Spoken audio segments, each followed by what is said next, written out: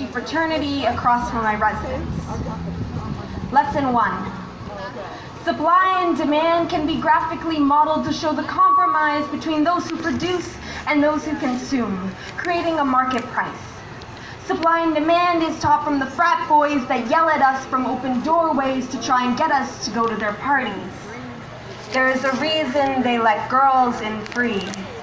As the quantity demanded for silent female bodies with no name, no story, no purpose other than to act as a good increases, the price that boys are willing to pay to have access to them will slowly increase as well. We will never see a profit. They yell, "Hey baby, where are you going?" And I think, I'm just looking for the point on the supply line where I will be worth so much no one will want me. Looking for the point on the graph where my body can't be bought by a boy's $15 entrance fee and $3 in your crappy beer. I stare at him, silhouetted in neon lights changing colors like traffic lights in decision. Green, I wonder what it's like to be in such high demand. Yellow, I just cut my nails yesterday. I wonder if I will be inefficient in a fight. Red, my mom told me to text her when I get back from the club, no matter how late it is. It's 10:30 p.m. I stare at him, say nothing, walk away. Lesson 2. Opportunity cost is equal to the sum of your explicit cost plus implicit cost, or is valued as the next best alternative you gave up.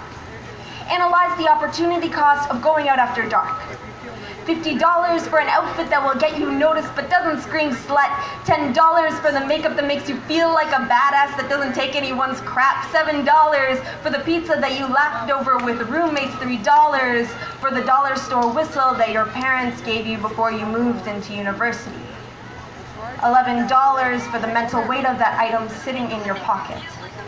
Another way to explain this is that your next best alternative was not going out at all, was watching reruns of Gilmore Girls and pondering the definition of the word conquest. Your next best alternative was running your fingers over your skin to remember what it feels like to be touched by loving hands. You didn't realize what you could be giving up when you went to that party. God forbid anything happened to you, because the court will do the marginal analysis, weigh your costs and benefits on the scale of justice, and assume that you did too.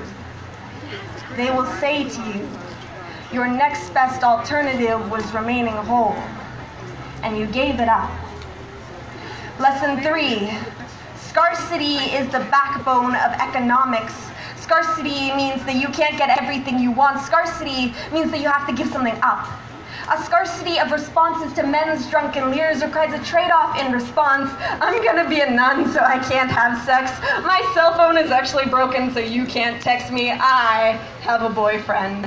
These phrases that we use in a competitive market where competition from a fictional boyfriend has greater market value than my right to say no. We trade with oppressors because it is a widely accepted notion of economics that trading will make both parties better off. By trading, he will be able to specialize in taking up extra space, in lips curled like ribbons on presents with the lingering sensation of the scissors that bent it. He will be able to specialize in being a man. She, on the other hand, will specialize in autumn leaves falling before they lose their color, in hunger with no mouth to feed. She will specialize in survival. Don't worry about trading with traders, they insist. Just know that you are better off in this situation than you would be in your own contained economy. Surely the attention we give you is worth the freedom you give up. Waiting for these frat boys to see me as a businesswoman instead of an item on the market seems like an inefficient use of resources.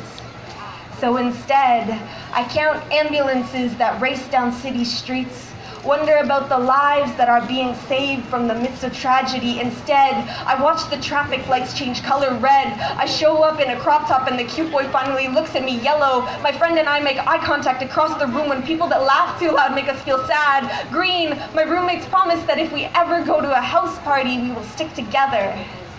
And I believe them. When the sun goes down, the fraternity stretches across the street like shadows, tattooing itself on our residence, leaving a residue that can never quite be scrubbed clean.